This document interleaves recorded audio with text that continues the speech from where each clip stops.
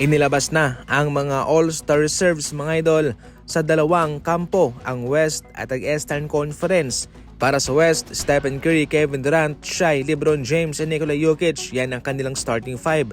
At ang mga reserba, Anthony Davis, Anthony Edwards, James Harden, Jaren Jackson Jr., Alperen Sengun, Victor Wembanyama, and Jalen Williams.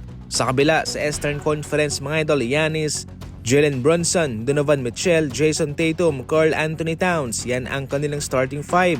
Ang mga reserba, Jaylen Brown, Cade Cunningham, Darius Garland, Tyler Hero, Damian Lillard, Evan Mobley, and Pascal Siakam.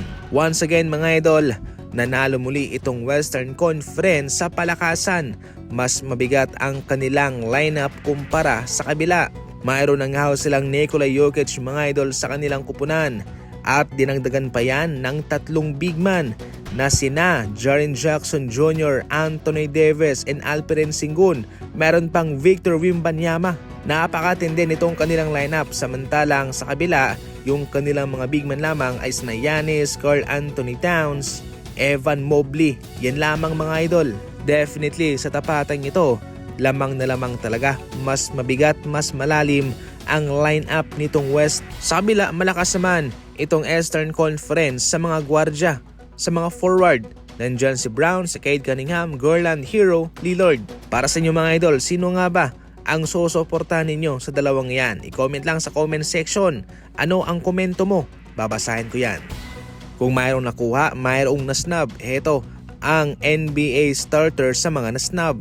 Si LaMelo Ball, si Trae Young, Devin Booker, si Norman Powell at si Domantas Sabonis. At yung kanilang mga reserba, si Fox, Green, Wagner, Banchero, Luka Haliburton, Ja Morant, Kyrie Irving, Maxey, Allen, Barnes, Lavine, and Zubac. Sa mga hindi pa nakakaalam, 50% ng boto ay manggagaling mismo sa mga fans.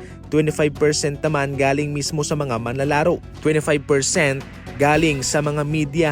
Kung malakas ang hatak mo sa mga fans mo, malaking factor yan mga idol kung bakit ikaw ay pasok sa All-Star starter at sa reserves. Kung binoto ka pa ng mga kapwa manlalaro mo at ng mga media, syempre, matik na yan. Pero kung mahina ka sa mga fans at nakatanggap ka naman ng maraming boto sa mga media at sa mga kapwa players mo, medyo hindi ka pa rin mapipili sapagkat 50% galing mismo sa mga fans.